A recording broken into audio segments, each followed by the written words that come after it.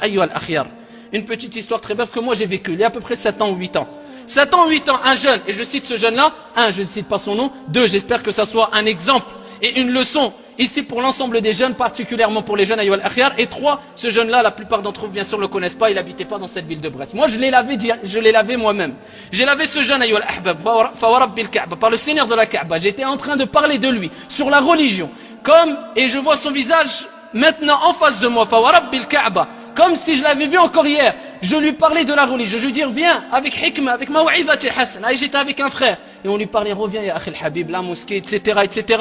Ad-da'watu ila Allah azza wa jalla, ce qui est obligatoire à tous et à toutes. Reviens à la mosquée. Qu'est-ce qu'il disait, comme tous les jeunes disent? Inch'Allah, j'ai encore le temps. Walakin ya akhi, je suis dans une hal, Allah al-musta'an, je suis avec une fille, et je suis dans le haram, mais je vais revenir, etc. Après, mais reviens, ya akhi al-habib. Wallah, un jour, si mes souvenirs sont bons, ou maximum 2 jours après, on nous a appelé, il faut venir laver le jeune. C'était qui? Quand tu rentres dans la pièce, tu vois le jeune avec qui tu parlais il y a 2 jours qui te disait, mais je vais. Comme la plupart des jeunes disent maintenant, je vais. Il a oublié le jeune qu'à partir du moment où tu es belle, que tu as atteint la puberté et tu meurs, tu rendras des comptes comme une personne qui a 50 ou 60 ou 80 ans ou 90 ans ou continue si tu veux, ya Abdallah.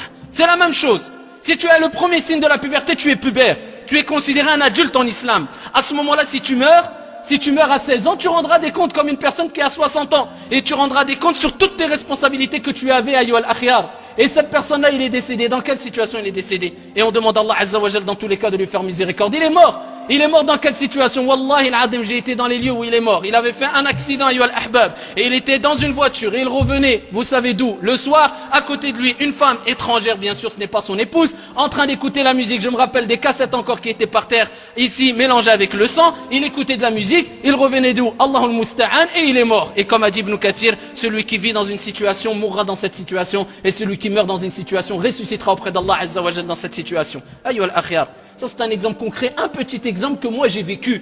Ayyuha al-ahbab. Que dire de nombreux jeunes, ayyuha al-ahbab, je ne dis pas que dans la France, dans le monde, qui ont vécu ces situations malheureusement. Ils sont morts dans des situations catastrophiques.